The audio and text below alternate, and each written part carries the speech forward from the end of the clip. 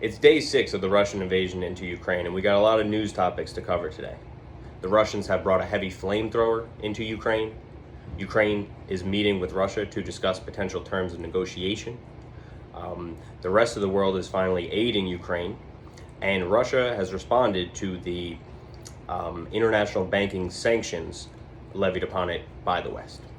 Now, first off, this heavy flamethrower. This is something that has been recorded by Western media outlets, on video, entering into Ukraine. It is a giant truck that has a bunch of missile launchers on the top, and these rockets are used in a thermobaric weapon, and so that is the warhead. It's a thermobaric charge, and so what that does is it will light the entire area on fire extremely quickly. So what makes this system, the heavy flamethrower, it's the TOS-1 system produced by the Russian army. What makes this different from a regular just explosive? Well, your typical explosive is only 25% explosive. The rest of it is oxygen. Then with the thermobaric warheads, it's almost 100% fuel, 100% explosive. What that means is it's going to have to, when it explodes and lights on fire, it's going to have to draw the oxygen from the surrounding environment.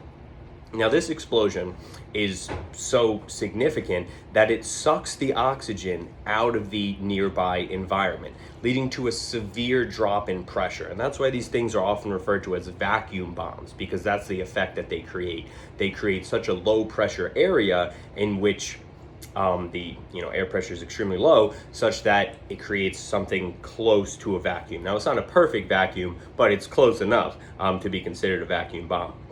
Now, this has an extremely unfortunate effect on the human body, because what it will do to the lungs is it will collapse the lungs in on themselves, kind of like being shot out into space, an extremely low pressure area. The lungs are going to collapse in on themselves.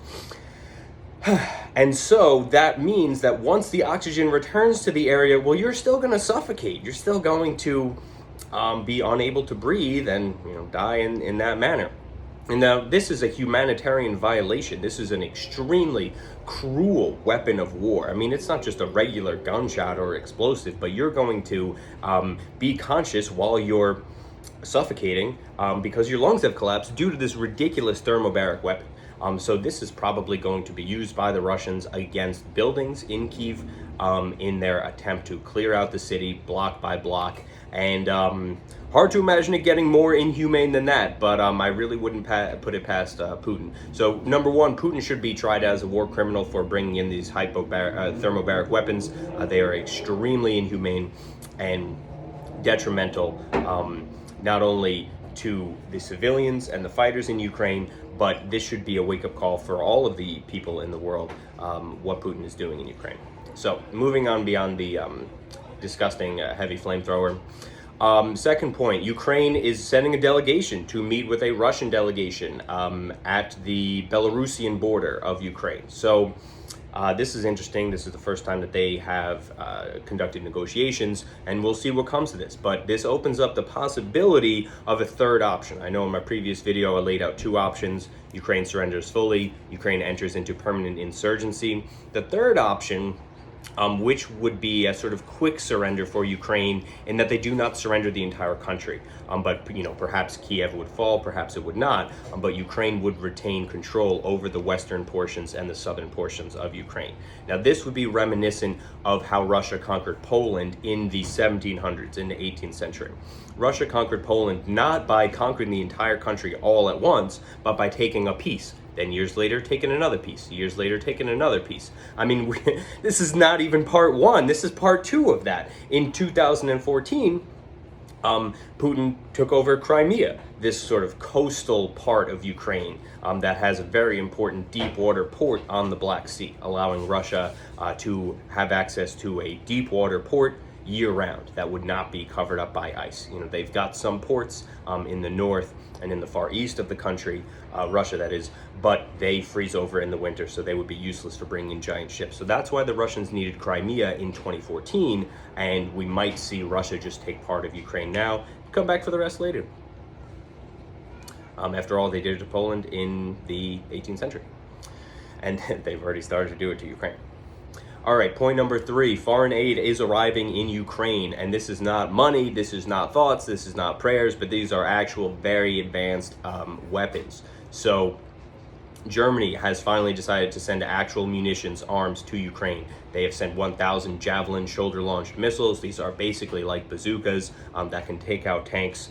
I don't know if I mentioned this in the previous video, but the cool thing about the Javelin missile is that it fires, you're aiming at the enemy, right?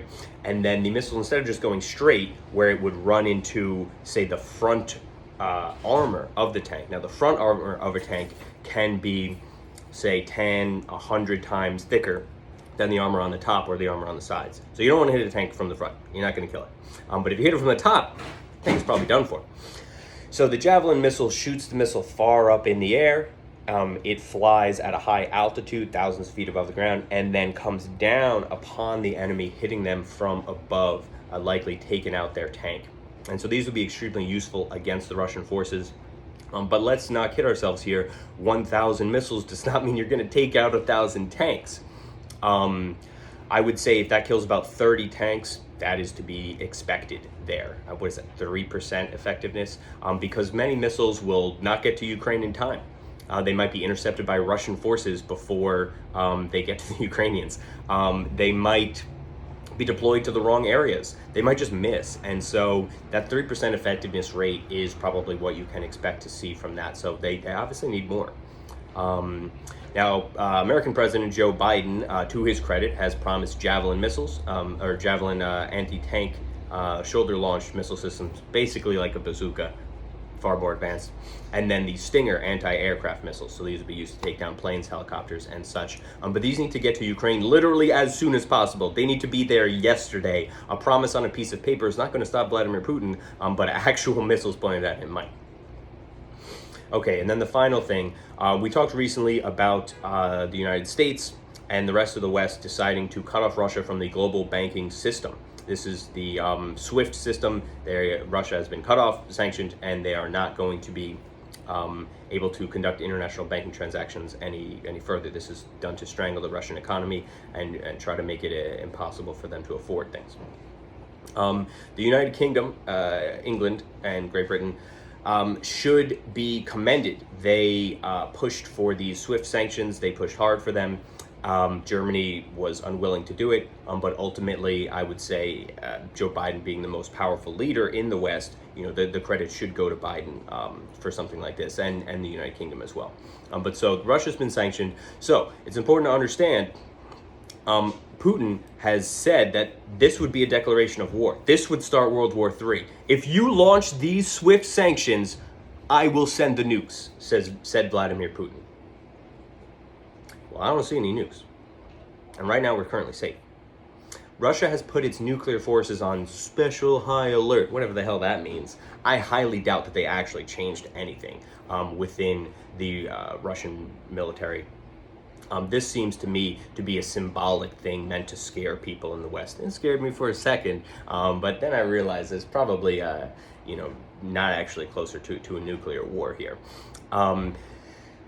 So the credit should go to Joe Biden because he called Russia's bluff. He called Putin's bluff. He said, you know what, Putin, you say you're going to start World War III? No, you're not going to start World War III over some banking sanctions. And they put the banking sanctions on him. So good for them. Absolutely good for them. But if we think that this is enough to stop Russia from invading Ukraine, well, it's not going to be enough.